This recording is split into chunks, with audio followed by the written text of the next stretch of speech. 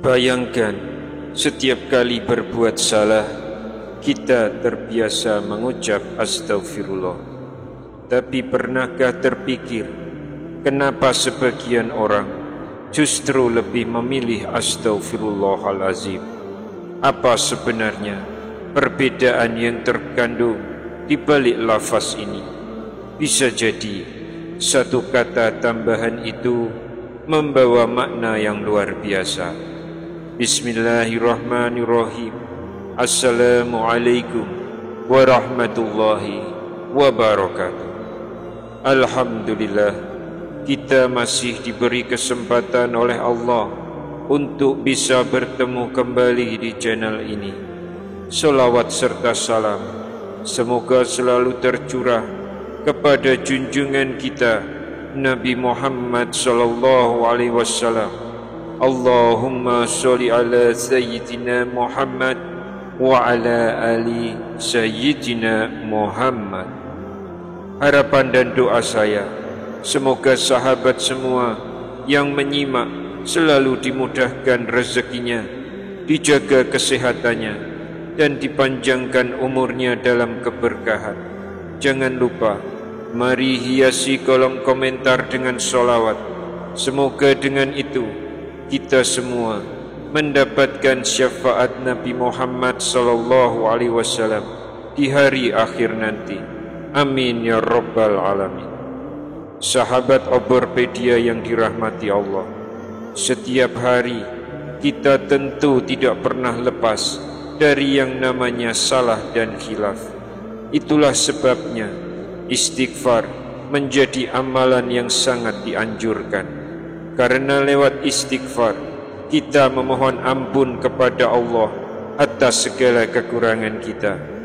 Namun ada hal menarik, di antara kita ada yang terbiasa mengucapkan astagfirullah, sementara yang lain lebih sering menambahkan lafaz al-azim sehingga menjadi astaghfirullahalazim.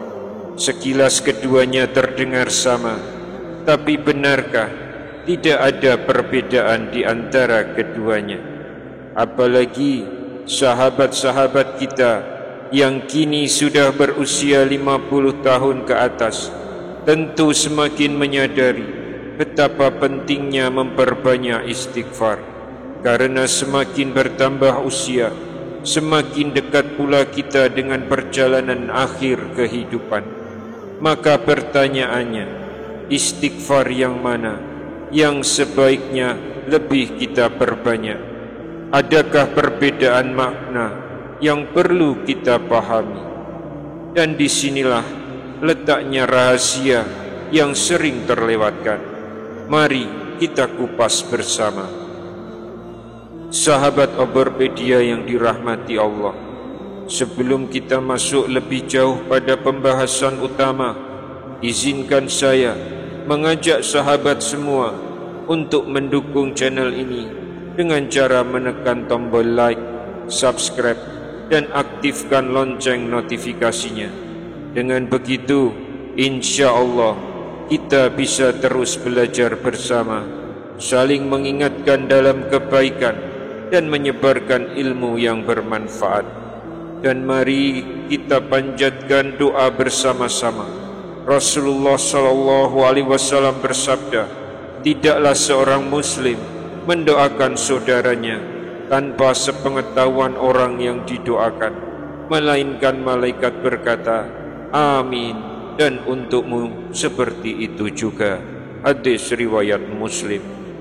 Karena itu sahabat semua, mari tuliskan doa terbaik kalian di kolom komentar, khususnya doa agar Allah subhanahu wa ta'ala mengampuni dosa-dosa kita, memudahkan rezeki kita, menjaga kesehatan kita, dan memberikan umur yang penuh keberkahan.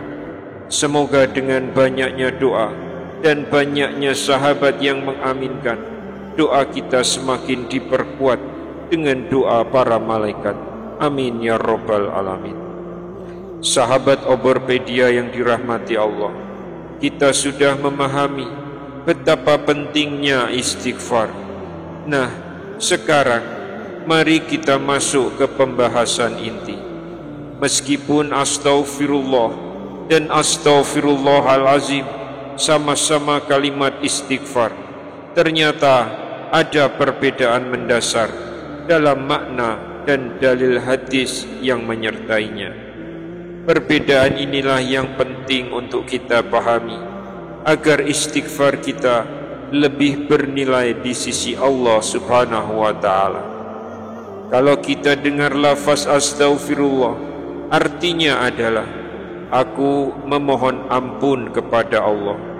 Namun ketika kita menambahkan satu kata, yaitu al-azim, menjadi astaghfirullahalazim, maka artinya berubah menjadi aku memohon ampun kepada Allah yang Maha Agung. Disinilah perbedaannya, sahabatku. Kata al-azim adalah salah satu sifat Allah yang menekankan kebesaran dan keagungannya. Jadi, penambahan satu kata ini bukan sekedar memperpanjang lafaz, tapi juga memperdalam makna permohonan ampun yang kita panjatkan. Lalu bagaimana dengan dalilnya?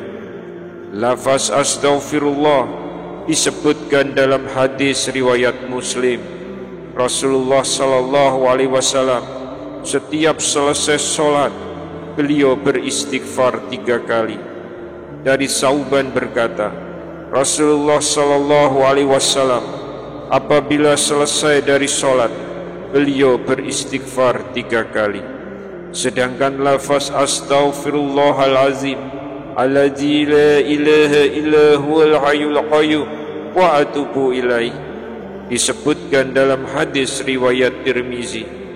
Siapa yang mengucapkan istighfar ini, maka akan diampuni dosanya, sekalipun ia lari dari medan perang. Perhatikan sahabat, betapa besar keutamaan lafaz istighfar yang lebih panjang ini. Sahabat Oborpedia, istighfar bukan hanya sekedar memohon ampunan. Al-Quran menjelaskan bahwa istighfar memiliki makna yang sangat luas. Pertama, istighfar bisa bermakna Islam itu sendiri. Dalam surah Al-Anfal ayat 33, Allah menegaskan tidak akan mengazab suatu kaum selama Nabi masih bersama mereka dan selama mereka beristighfar. Artinya, istighfar adalah bagian dari identitas keislaman yang melindungi dari azab.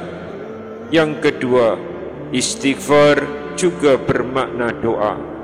Setiap doa yang berisi permohonan ampun disebut istighfar. Allah memerintahkan dalam surah Hud ayat yang ketiga, mohonlah ampunan dari Tuhanmu dan bertaubatlah kepadanya. Dan ketiga, istighfar juga erat kaitannya dengan taubat.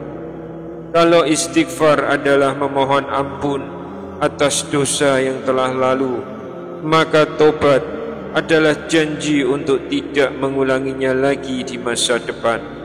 Keduanya saling melengkapi dalam perjalanan seorang hamba kembali kepada Allah Subhanahu wa ta'ala. Sekarang, mari kita bahas hukumnya. Apakah istighfar selalu sunnah? Ternyata tidak, sahabat. Ada kalanya istighfar hukumnya sunnah. Misalnya ketika kita beristighfar untuk diri sendiri, orang tua, atau sesama muslim. Namun bisa juga menjadi wajib, yaitu setelah kita melakukan dosa, karena istighfar saat itu menyatu dengan kewajiban bertaubat. Dalam kondisi tertentu, istighfar bisa makruh. Contohnya, beristighfar di belakang jenazah tanpa dasar dari Rasulullah. Dan ada pula yang haram, yaitu beristighfar untuk orang kafir, karena ampunan hanya diperuntukkan bagi mereka yang beriman. Maka dengan memahami hukum ini, kita bisa menempatkan istighfar secara tepat sesuai tuntunan syariat. Sahabat Oborpedia, mari kita resapi sabda Nabi Muhammad sallallahu alaihi wasallam yang penuh keteladanan.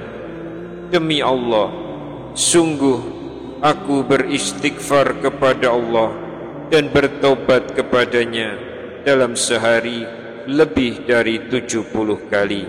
Hadis riwayat Bukhari. Bayangkan, Rasulullah sallallahu alaihi wasallam yang maksum, terjaga dari dosa, masih beristighfar puluhan kali setiap hari. Maka bagaimana dengan kita yang penuh khilaf dan kesalahan? Keutamaan istighfar luar biasa. Allah beri ampunan, Allah mudahkan rezeki, Allah berikan jalan keluar dari setiap masalah, dan hati pun menjadi lebih tenang. Kalau begitu, kapan sebaiknya kita beristighfar? Bukan hanya setelah sholat, tapi kapanpun dan dimanapun, saat duduk, berjalan, bekerja, bahkan sebelum tidur. Rasulullah mengajarkan agar istighfar menjadi kebiasaan hidup. Dalam hadis riwayat Abu Dawud disebutkan, barang siapa membiasakan istighfar, Allah akan memberikan jalan keluar dari setiap kesusahan, solusi dari setiap kesempitan, dan rezeki dari arah yang tidak disangka-sangka. Inilah bukti betapa istighfar adalah kunci keberkahan hidup. Jadi, sahabat Oborpedia yang dirahmati Allah, sekarang kita tahu bahwa astaghfirullah dan astaghfirullahalazim sama-sama indah, tapi keduanya pun memiliki kedalaman makna yang berbeda. Rasulullah sendiri mencontohkan keduanya dalam kesempatan yang berbeda. Maka mari kita perbanyak istighfar setiap hari, karena istighfar bukan hanya penghapus dosa, tapi juga sumber rahmat, pembuka rezeki, penyejuk hati, dan jalan menuju ampunan Allah subhanahu wa ta'ala. Semoga Allah jadikan kita hamba yang selalu lembut lisannya dengan istighfar, lembut hatinya dengan taubat, dan akhirnya dimuliakan dengan ampunan di sisinya. Amin ya rabbal alamin. Sebelum kita tutup, mari sama-sama kita berdoa. Allahumma inni astaghfiruka min kulli zanbin wa atubu ilaik. Ya Allah, ampunilah dosa-dosa kami, dosa orang tua kami, serta dosa seluruh kaum muslimin dan muslimat. Berikanlah kepada kami kesehatan, rezeki yang halal dan berkah, serta umur yang panjang dalam ketaatan. Amin ya rabbal alamin. Sahabat, jangan lupa untuk menuliskan sholawat di kolom komentar agar kita semua mendapat syafaat Rasulullah sallallahu alaihi wasallam di yaumil akhir nanti. Dan jika menurut sahabat video ini bermanfaat, silahkan share kepada keluarga, teman, dan sahabat lainnya. Semoga menjadi amal jariah yang terus mengalir pahalanya.